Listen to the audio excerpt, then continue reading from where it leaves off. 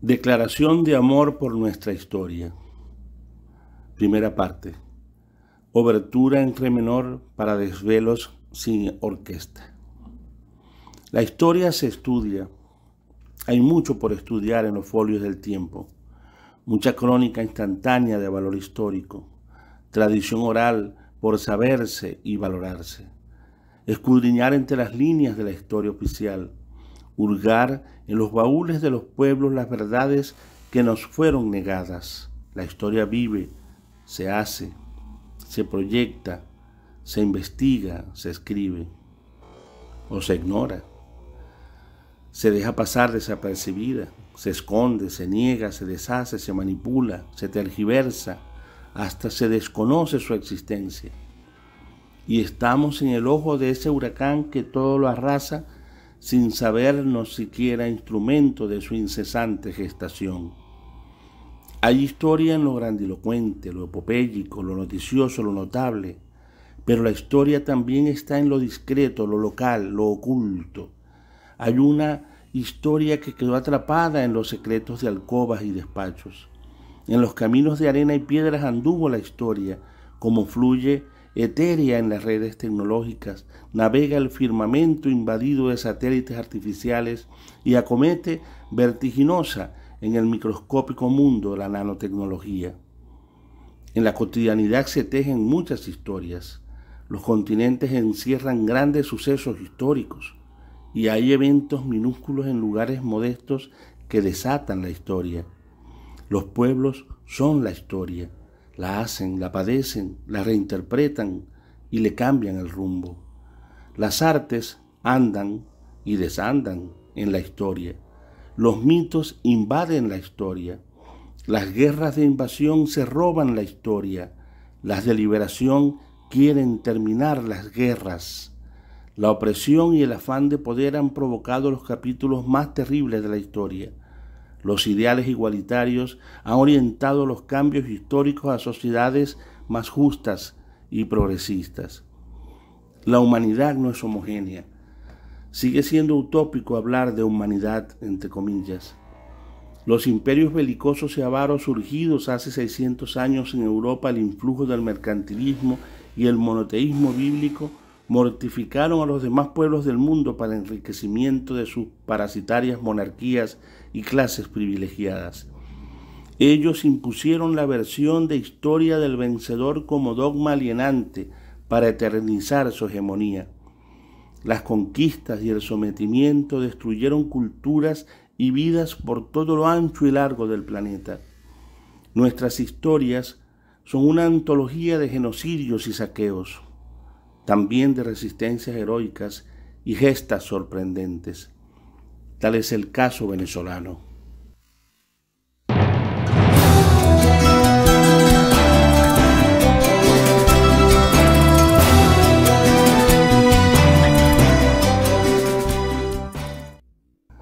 Segunda parte. Despecho a dúo con Rengifo. El esfuerzo por la memoria colectiva del pueblo bolivariano no es por adicción al pasado, es por el futuro de las nuevas generaciones para que siempre sepan y recuerden de dónde vienen. ¿Y qué es el presente en términos históricos, sino el breve tránsito del pasado de los pueblos hacia el futuro que seamos capaces de construir?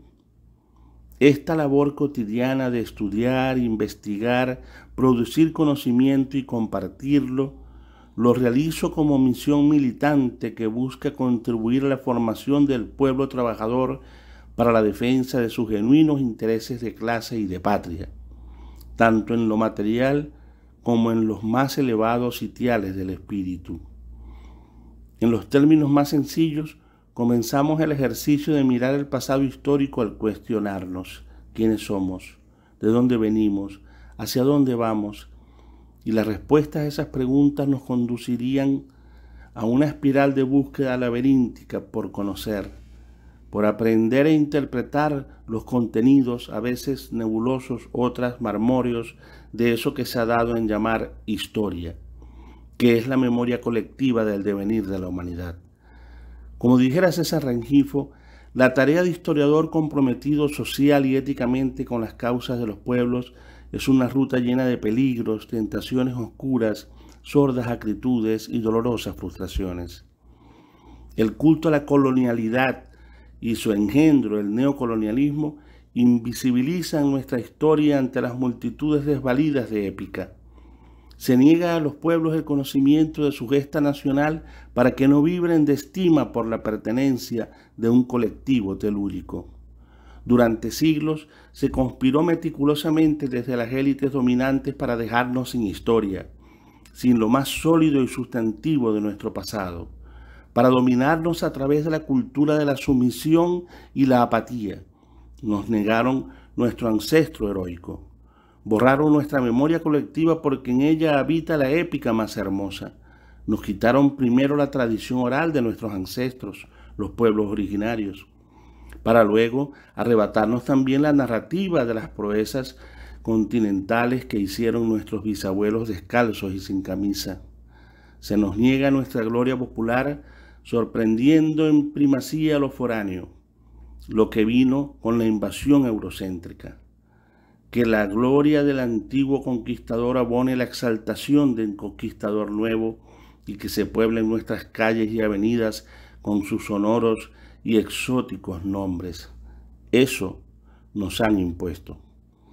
Poblaron los resquicios del inconsciente social con protagonismos aristocráticos. Solo lo fastuoso es patrimonial, solo la burguesía es digna de biografías y genealogías. Se rebusca un solo gen europeo para tener identidad, entre comillas. Nadie quiere ver su origen indio, entre comillas. El imperialismo requiere despojar al humano de su patria para convertirla en insumos de la insaciable máquina del capital. Tener patria soberana se ha convertido en un derecho humano primordial. De ello depende el derecho a luchar por todos los demás. Pero la historia ni se comprende ni se hace reduciéndola a un listado de efemérides con reseñas institucionales más o menos repetitivas y aburridas. Oh tiempo bicentenario, cuánta espera por tu llegada, que pronto se irá tu fama.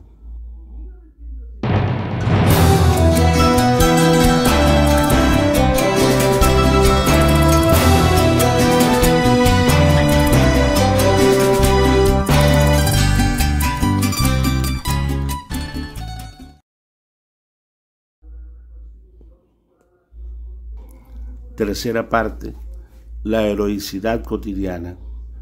Solo el pueblo salva al pueblo, se decía en Solentiname a inicios de los 70. El pueblo bolivariano es la reserva moral, la fortaleza de nuestra soberanía. Se lanzó a las calles a salvar a Chávez el 13 de abril de 2002. Aguantó estoico el paro petrolero, las guarimbas, la depravación cadivista, el bachaquerismo y otras manifestaciones del Estado burgués que se recicla y muta para perpetuarse. Luchamos a diario contra todas las adversidades, las materiales y las anímicas.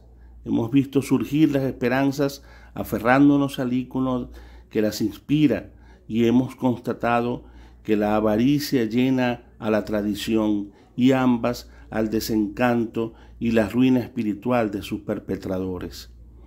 Presenciamos y combatimos las arremetidas de poderosos enemigos. Padecemos las penurias del sabotaje imperialista y la merma de las arcas comunes, antes ostentosas, ahora anémicas, por acción de corruptos y esa cultura del despilfarro heredada de Carlos Andrés Pérez que no se supo sortear. No hay enemigo pequeño ni fuerza desdeñable, nos decía el Che a inicios de los 60. El liderazgo opositor se arrastra al imperialismo, reniega de su patria, se coaliga con piratas para robarnos y maldecirnos, es torpe por arrogante e inecto por flojo. No por ello se debe subestimar. A la orden de su patrón pueden reagruparse y atacar. El heroísmo venezolano conmemora el ciclo bicentenario que tanto pregonó Hugo Chávez, bicentenario del bolivarianismo como doctrina de la emancipación.